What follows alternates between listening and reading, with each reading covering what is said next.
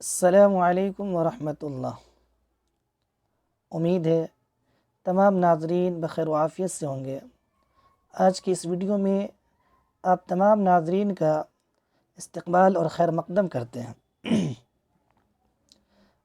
آج کی اس ویڈیو میں جس موضوع پر گفتگو کرنے والا ہوں وہ ہے عبدالحلیم شرر کا مختصر تعارف۔ آئیے ان کے بارے میں جاننے کی کوشش کرتے ہیں کہ ان کا اصل نام، تخلص، ان کی ولادت کہاں ہوئی، ان کی ابتدائی تعلیم کہاں ہوئی، ان کے بارے میں جاننے کی کوشش کرتے ہیں۔ شروع کرتے ہیں کہ ان کا اصل نام کیا تھا۔ ان کا اصل نام عبدالحلیم تھا۔ ان کا تخلص شرر تھا۔ ان کی ولادت 1860 میں لکھنؤ میں ہوا اور وفات بھی لکھنؤ میں ہی 1926 عیسوی میں ہوا۔ عبدالحلیم شرر کے والد ماجد کا نام حکیم تفضل حسین تھا۔ عبدالحلیم شرر کی ابتدائی تعلیم لکھنؤ میں ہوئی۔ بعد میں ان کے والد حکیم تفضل حسین نے ان کو کلکتہ مٹیا برج بلا لیا۔ یہاں حکیم صاحب واجد علی شاہ کی ملازمت میں تھے۔ اہل علم کا اچھا مجمع تھا۔ شرر کی علمی نشو و نما یہیں ہوئی۔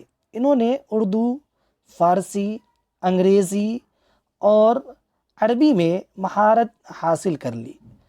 یوں سمجھیے کہ عبدالحلیم شرر یہاں رہ کر ان تمام علوم میں مہارت تامہ حاصل کر لی۔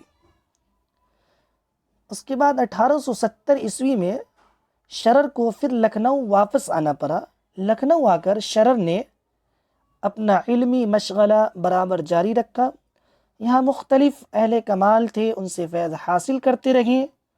1878 عیسوی میں وہ مزید تعلیم حاصل کرنے کے لیے دہلی گئے۔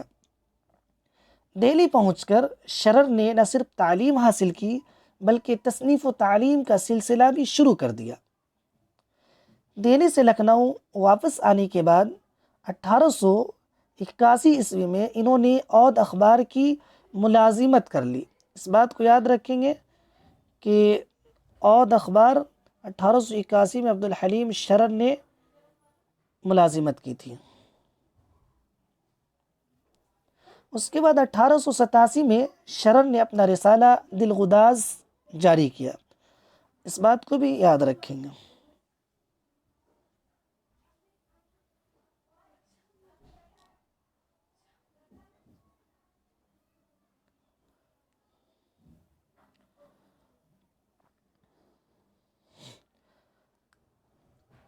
اٹھارہ سو ستاسی میں شرر نے اپنا رسالہ دلغداز جاری کیا۔ کچھ دنوں کے بعد اس رسالے میں ان کے ناول ملک العزیز ورجنہ، حسن انجلنا، منصور مہنہ، قسطوار شائع ہونے لگے۔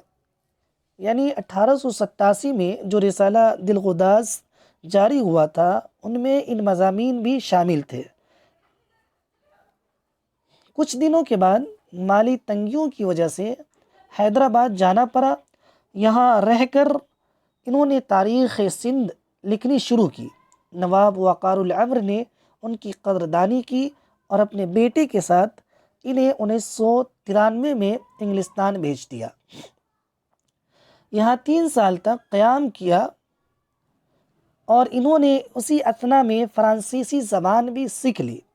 انگلستان یعنی انگلینڈ سے واپس آ کر حیدرآباد سے دلغداز جاری کیا۔ دلغداز کئی مرتبہ بند بھی ہوا اور کئی مرتبہ جاری بھی ہوا، کبھی حیدرآباد سے تو کبھی لکھنؤ سے جاری ہوا۔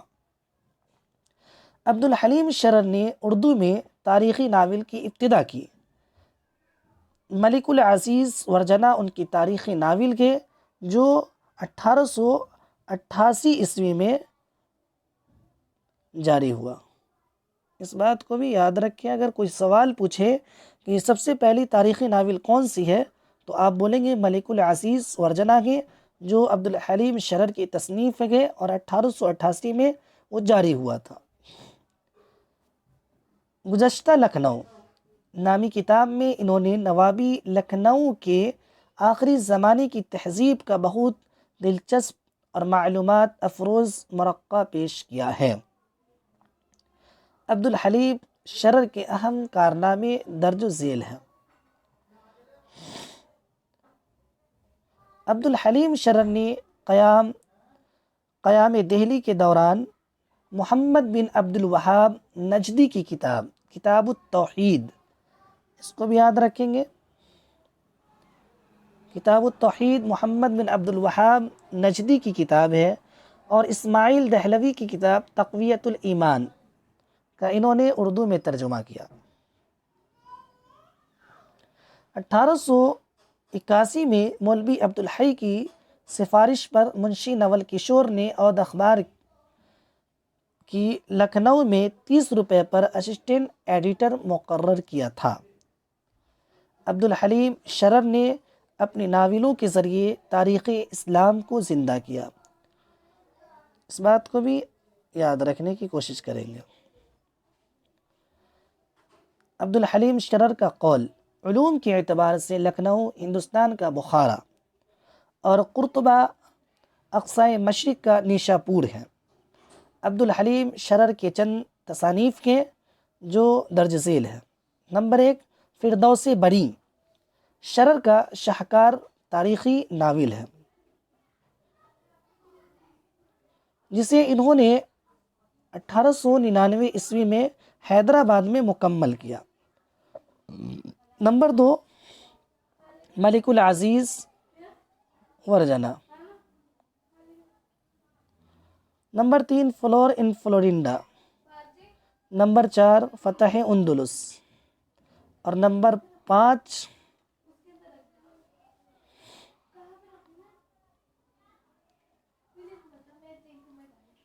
ایام عرب۔ یہ چند باتیں عبد الحلیم شرر کے متعلق تھی۔ اگر آپ تمام لوگ اس کو اچھے سے ذہن نشین کر لیں گے تو انشاءاللہ امتحان میں اچھے نمبرات سے کامیاب ہوں گے۔ ایک شعر کے علامہ اقبال کا، منزل کی جستجو ہے تو کر جہد مسلسل، یوں مفت میں چاند ستارے نہیں ملتے۔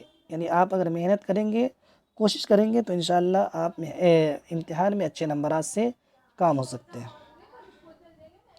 السلام علیکم۔